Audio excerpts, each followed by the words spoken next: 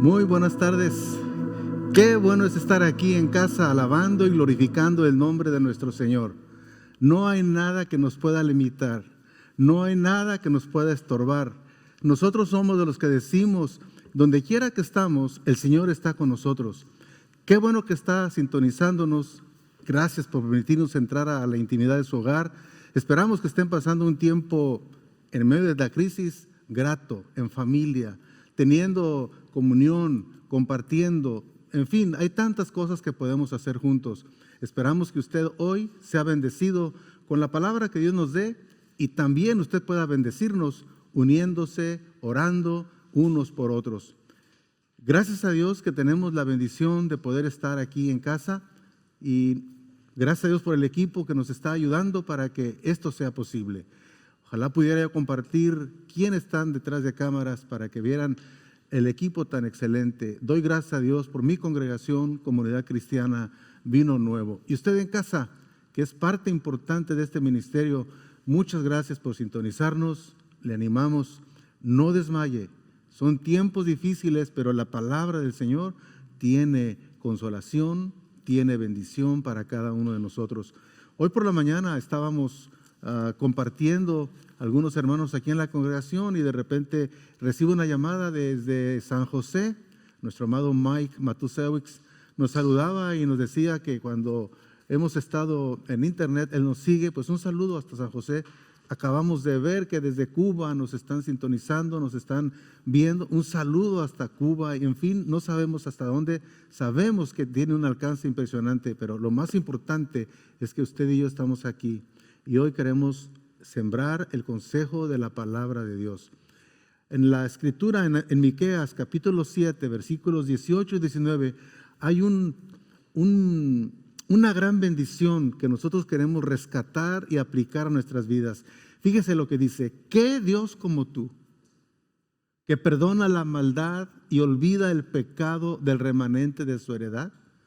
No retuvo para siempre su enojo porque se deleita en misericordia. Quiero subrayar bien esta frase. Jehová se deleita en misericordia. Él volverá a tener misericordia de nosotros, sepultará nuestras iniquidades y echará en lo profundo del mar todos nuestros pecados. Quiero que observemos un poquito este texto. El profeta asombrado decía: ¿qué Dios como tú? Usted y yo creo que podemos unirnos y decir, en medio de esta crisis, Él no nos ha desamparado. Él está siempre con nosotros y con el profeta podemos decir, ¿qué Dios como tú? Pero fíjese lo que dice, que perdona la maldad y olvida el pecado del remanente. Está hablando aquí de ese pueblo elegido, de ese pueblo escogido. Está hablando de nosotros como iglesia. La iglesia solemos pecar, no debiéramos, pero con frecuencia nos encontramos en el altar de Dios pidiendo perdón. No dudemos de que nuestro Dios perdona nuestra maldad, olvida nuestro pecado si nosotros lo confesamos. Esta tarde hago subrayar uno de los grandes principios de la vida cristiana, es el perdón. Jesús lo ejemplificó cuando pendía de la cruz y oraba por las personas que lo habían crucificado. En Lucas 23, 34 dice, Jesús decía, Padre, perdónalos porque no saben lo que hacen. Ojalá que nosotros podamos ver esta actitud de Jesús cuando nos ofenden o también cuando somos nosotros los que ofendemos, que podamos disfrutar del perdón de aquellos a quienes ofendemos. Palabras fuertes, poderosas e inesperadas, que uno de los ladrones que estaba clavado a un lado de Jesús se convirtió al escuchar a Jesús: perdónalos porque no saben lo que hacen. Puesto Jesús nos perdonó completamente, Él quiere que también nosotros sigamos su ejemplo y perdonemos a otros completamente, así como nosotros fuimos perdonados. Las Escrituras nos dicen en Efesios capítulo 4, versículos 32 y 5:1, dice, por el contrario, antes sean benignos unos con otros, misericordiosos, perdonándoos unos a otros, como también Dios os perdonó a vosotros en Cristo. Sean pues imitadores de Dios como hijos amados. Cuando tengamos problemas, cuando tengamos duda en cómo proceder, necesitamos ir a las Escrituras y ver cómo Jesús nos invita a que nosotros imitemos al Padre como hijos amados. Si Dios nos ha perdonado, si Dios ha borrado todas nuestras iniquidades, ¿quiénes seríamos nosotros para no perdonar a nuestro prójimo? La Biblia nos da importantes características sobre el perdón que debemos dar a otros. Por ejemplo, lo primero que tenemos que recordar es que el perdón viene primero de Dios hacia nosotros. Nuestro perdón a otros está basado en el perdón que Dios nos extendió a nosotros. No es que seamos buenos, es que Dios nos perdonó. Y leamos Marcos capítulo 11, versículo 25, dice, y cuando estén orando, perdonen. ¿Cuántas veces pienso que usted y yo hemos ido al altar de Dios para orar y pedirle al Señor, pero hemos omitido lo que el Señor nos pide? Que antes de ir y a orar, perdonemos si es que tenemos algo contra alguno. ¿Con qué fin? Para que también nuestro Padre Celestial que está en los cielos nos perdone a nosotros nuestras ofensas. Como este pasaje indica, una actitud de falta de perdón puede estorbar nuestra vida de oración. ¿Le gusta orar? Qué bueno, pero aprenda a perdonar. Porque si no, la oración no llega al trono de la gracia en la medida en que Dios lo desea. En este versículo de Marcos 11, Jesús nos dice que el perdón de Dios de que no depende de que tú perdones a otros. No es cuestión de que yo perdono, Dios me perdona. Sin embargo, la aceptación de Dios y su perdón dependen completamente de lo que Jesús hizo por ti en la cruz. Lo que Él está afirmando en este texto es que si has sido perdonado, tú más que todos los demás debes estar dispuesto a perdonar a otros, así como tú fuiste perdonado. Pero al mismo tiempo, si no estás dispuesto a hacerlo, uno puede preguntarse si realmente conoces algo acerca del perdón de Dios. Cuando uno no perdona, de alguna manera podemos pensar que no hemos entendido el perdón de Dios. No permitas que la falta de perdón te robe el gozo de vivir. Qué triste es cuando una amargura, un resentimiento está en nuestros corazones, aún la comida, aún el viaje, las vacaciones, aún el momento más precioso, cuando viene la ofensa y no la hemos perdonado, empaña y nos entristece y nos roba el gozo. Perdona a otros, así como Cristo te perdonó a ti. Número 1, el perdón primero viene de Dios. Número 2, el perdón no conoce límites. Para un cristiano, para un nacido de nuevo, ningún error es muy grande o muy pequeño para no ser perdonado. Todo es perdonado. Allí en la Escritura leemos en Mateo 18, 21, entonces se le acercó Pedro y le dijo, Señor, ¿cuántas veces perdonaré a mi hermano que peque contra mí? ¿Hasta 7?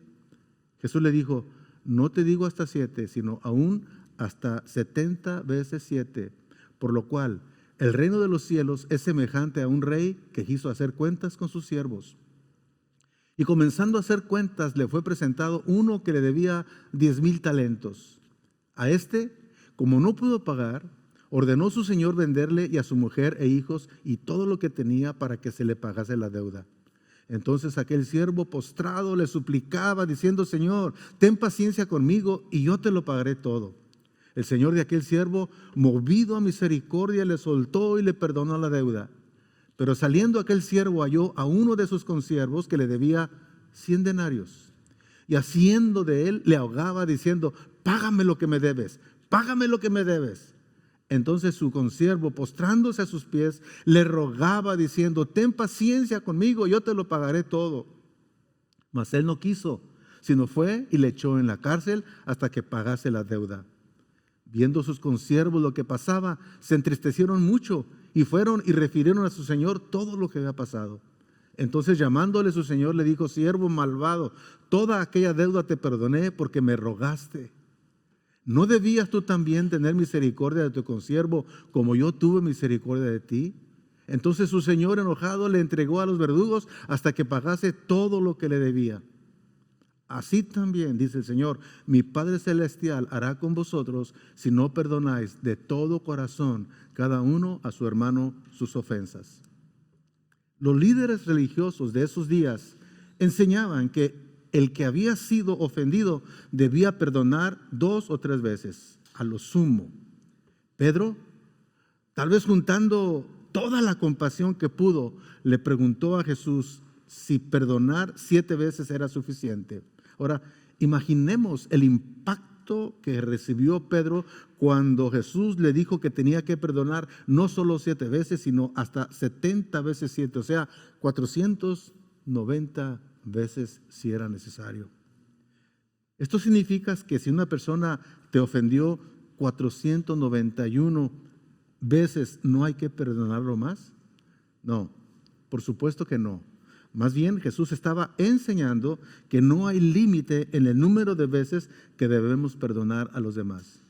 El texto que leímos, Jesús relata la historia pues de un hombre quien se le perdonó una gran deuda que tenía, quizás hoy fueran millones de dólares, pero no era capaz de perdonar a otro cuya deuda tal vez serían unos miles de dólares.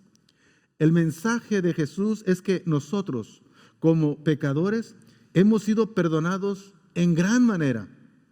Así que nosotros también debemos perdonar a los que nos hacen mal. No importa cuánto daño nos hayan causado. Ellos nos deben poco en comparación con lo que nosotros le debiéramos pagar a Dios. Una pregunta. No sé cuánto tiempo tenga caminando con el Señor, conociendo a Jesús, habiendo disfrutado el perdón de Dios, pero usted no ha podido soltarse de esa deuda que alguien tiene con usted. Se pone a orar y viene el recuerdo de alguien que le ofendió, un padre que le abandonó, hijos ingratos, no sé cuántas situaciones puede haber en el corazón de los creyentes y que no han podido soltar. El Señor hoy le dice, perdona, así como el Señor te perdonó a ti. Suelta la ofensa. No es que Dios sea el primer beneficiado. Siempre los beneficiados cuando obedecemos somos nosotros. Dios no quiere que los verdugos vengan, nos castiguen y estemos pagando algo que ya Cristo pagó. Número 3, el perdón no es selectivo. No podemos elegir perdonar a unas personas y a otras no. En Mateo 5, capítulo 5, versículos 43 al 48 dice, oísteis que fue dicho, amarás a tu prójimo y aborrecerás a tu enemigo. Eso dijo la ley. Pero la gracia dice, pero yo os digo, amad a vuestros enemigos, bendecid a los que os maldicen, haced bien a los que os aborrecen y orad por los que os ultrajan y os persiguen. ¿Qué paradigma? Dice, para que seáis hijos de vuestro Padre que está en los cielos, que hace salir su sol sobre malos y buenos y que hace llover sobre justos e injustos. Porque si amáis a los que os aman, ¿qué recompensa tendréis? ¿No hacen también lo mismo los publicanos? Y si saludan a sus hermanos solamente, ¿qué hacen de más? ¿No hacen también así los gentiles? Sean pues ustedes perfectos, como su Padre que está en los cielos es perfecto. Como lo dijo un comentarista bíblico, devolver mal por bien es diabólico. Devolver bien por bien es humano. Devolver bien por mal es divino. Aunque no somos divinos, no tenemos la libertad de escoger a quién vamos a perdonar y a quién no. Y aquí se trata no solamente de perdonar, sino de amar a nuestros enemigos. Esa es la diferencia entre la ley y la gracia. Esto significa que no solo debemos perdonar a nuestros enemigos, sino de corazón amarlos. Amar a nuestros enemigos no es algo que se produce fácil y con naturalidad. De hecho, si esperamos que de repente nos invada un sentimiento de amor, eso no sucederá con frecuencia. Debemos empezar a orar por nuestros enemigos, incluso antes que nazca un sentimiento de amor hacia ellos. Esa es la diferencia entre el pueblo de Dios. Sin la ayuda del Espíritu Santo es absolutamente imposible hacerlo. Si tú sientes que fallas en la obra de perdonar, cobra ánimo, no desmayes. El Señor te dará el amor suficiente, no tu amor, sino el amor de Dios en ti y a través de ti.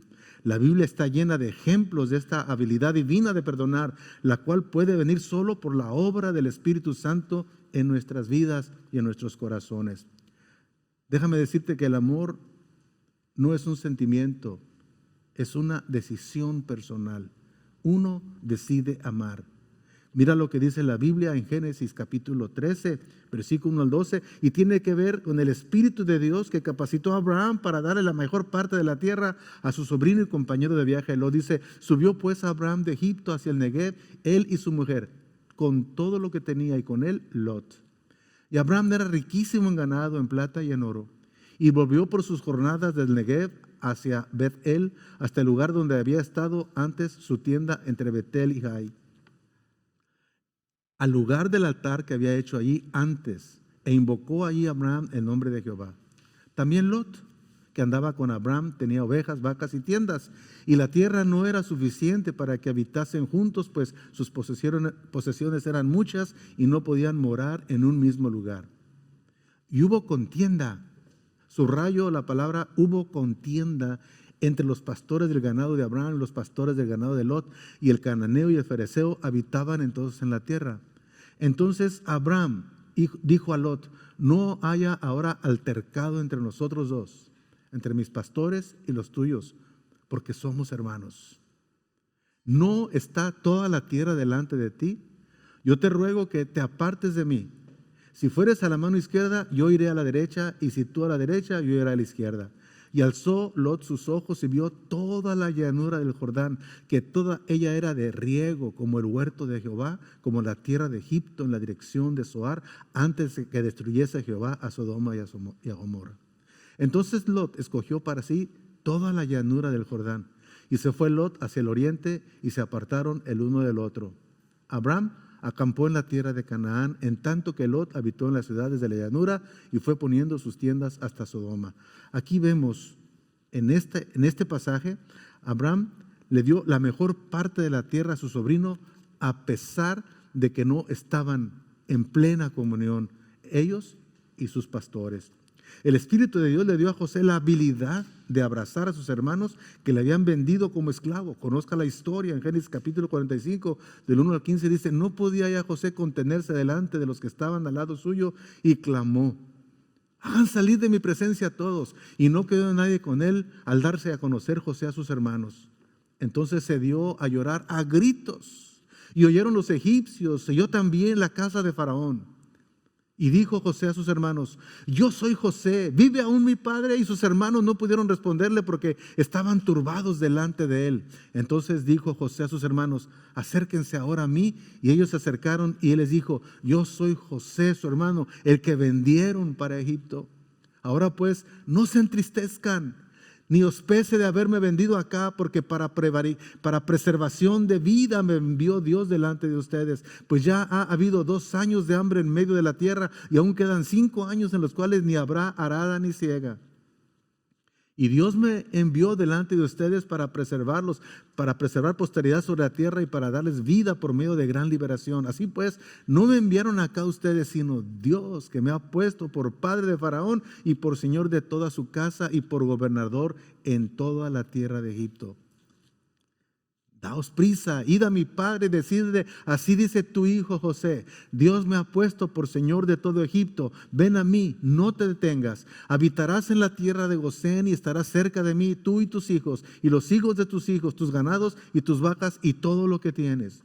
Y allí te alimentaré, pues aún quedan 5 años de hambre para que no perezcas de pobreza, tú y tu casa y todo lo que tienes. He aquí, vuestros ojos ven y los ojos de mi hermano Benjamín, que mi boca os habla. Haréis pues saber a mi padre toda mi gloria en Egipto y todo lo que habéis visto, y daos prisa y traed a mi padre acá. Y se echó sobre el cuello de Benjamín su hermano y lloró, y también Benjamín lloró sobre su cuello. Y besó a todos sus hermanos y lloró sobre ellos, y después sus hermanos hablaron con él. ¡Qué historia! Si usted ha leído esta historia en el libro de Génesis de José, se va a asombrar de la forma en que el Espíritu Santo obró en José para poder perdonar tanto daño, tanto mal que vivió José. Sin embargo, Al final él pudo decir en Génesis 50, ustedes pensaron mal de mí, mas todo lo ha encaminado Dios a bien para preservar con vida a mucho pueblo. José tenía un espíritu perdonador. El Espíritu de Dios guardó también a David de aprovechar la oportunidad de matar al rey Saúl. David era perseguido por Saúl con frecuencia. A Saúl lo atacaba un espíritu horrible que lo orientaba a tratar incluso de matar a Saúl. Un día David tuvo la oportunidad de vengarse. Incluso la gente que estaba con él le dijeron, este es el día que puso Dios para poner a tu enemigo a tu disposición. Estaban en una cueva. David sigilosamente salió y fue, y él pudo haber clavado su puñal en Saúl, pero solamente cortó borde de su manto y se regresó. Porque David era un hombre que sabía perdonar. El Espíritu de Dios hizo que Esteban, el primer mártir del cristianismo registrado en la Biblia, orara por todos aquellos que lo apedrearon hasta la muerte. Según Hechos capítulo 7, versículos 59 y 60, dice, y apedreaban a Esteban, escuche bien, mientras lo apedreaban, mientras él invocaba y decía, Señor Jesús, recibe mi espíritu. Y puesto de rodillas, clamó a gran voz, Señor, no les tomes en cuenta este pecado. Y habiendo dicho esto, durmió. Pero el ejemplo máximo de perdonar a nuestros enemigos viene de nuestro gran Maestro, de Jesús, nuestro Señor. Él mismo fue ejemplo de este principio para nosotros cuando, colgado en la cruz, oró diciendo, Padre, perdónalos porque no saben lo que hacen, según Lucas 23, 24. Si la cruel tortura de la crucifixión no silenció la oración de Jesús por sus enemigos, ¿qué dolor, perjuicio o maltrato injusto podría justificar que nosotros no oráramos por nuestros enemigos? Así como el Espíritu de Dios obró en las vidas de los individuos mencionados anteriormente, Él, el mismo Espíritu, te capacitará, nos capacitará a ti y a mí para amar y orar y hacer el bien a todos aquellos que nos odian, nos lastiman, nos maltratan o nos menosprecian. Y por último, el perdón rompe barreras. Cuando elegimos perdonar, experimentamos la verdadera libertad. Está escrito en Colosenses, dice, vístanse pues como escogidos de Dios, santos y amados, de entrañable misericordia, de benignidad, de humildad, de mansedumbre y de paciencia. Sopórtense unos a otros y perdónense unos a otros si alguno tuviere queja contra otro. De la manera que Cristo les perdonó, así también háganlo ustedes. Y sobre todas estas cosas, vístanse de amor, que es el vínculo perfecto, y la paz de Dios gobierne en sus corazones, a la que asimismo fueron llamados en un solo cuerpo, y sean agradecidos. Perdonen, dice el apóstol Pablo. Recuerden que el Señor los perdonó a ustedes, así que ustedes deben perdonar a otros. El versículo 14 en otra versión dice, sobre todo vístanse de amor. Lo que pasa es que nosotros no hemos aprendido a revestirnos de las vestiduras de amor, compasión y misericordia. Como leíamos al principio, la delicia de Dios es el perdón, la misericordia y la compasión. Usted no está destinado a vivir en amargura, no está destinado a vivir con tristeza y resentimiento. La Biblia dice, conoceréis la verdad y la verdad os hará verdaderamente libres. Jesús dice, yo soy el camino y la verdad y la vida. Jesús es la respuesta. Amado hermano, no deje que el coraje, el resentimiento lo haga esclavo. Amigo que nos sintoniza, la respuesta es Jesús. Abra su corazón. Él murió en la cruz por nuestros pecados. Él quiere perdonar pecados. Él quiere darle libertad. Él quiere que usted experimente la vida abundante que Él tiene para todos aquellos que le aman. Jesús, el Hijo de Dios, Él murió por nosotros. Él nos perdonó, a pesar de que nosotros ni siquiera lo conocíamos. Si usted supiera que Dios ya pagó el precio del pecado del mundo, porque de tal manera amó Dios al mundo que ha dado a su Hijo unigénito para que todo aquel que en Él cree no se pierda, mas tenga vida eterna. El precio del pecado está pagado. Lo único que usted necesita saber es que ya lo pagó Dios y la condición es arrepentimiento y fe en Jesús. Oremos. Amado, bendito Dios, qué privilegio conocerte. Qué hermoso es saber quién eres. ¿Qué Dios como tú, Señor? Nadie, nadie. Nuestro México te necesita tanto porque su fe está distribuida en lo que no es Dios. Solamente tú eres Dios. Queremos pedirte, Dios, que tu Espíritu Santo nos use a tu iglesia, cualquiera que sea su nombre y cualquiera que sea su ubicación, pero que tu iglesia proclame la fe en Jesús y proclame el arrepentimiento de pecados para que reciban el perdón. Señor, bendice a nuestro México, bendice a nuestro mundo. Señor, ese mundo por el cual tú pagaste el precio con la vida de Jesús. Esta tarde, Señor, te exaltamos y te bendecimos y te damos gracias. Amén. Ha sido un privilegio, un honor que usted nos esté sintonizando. No se desconecte, todavía hay cosas importantes que mostrarle. Y espere noticias, porque seguiremos en línea. Dios les bendiga.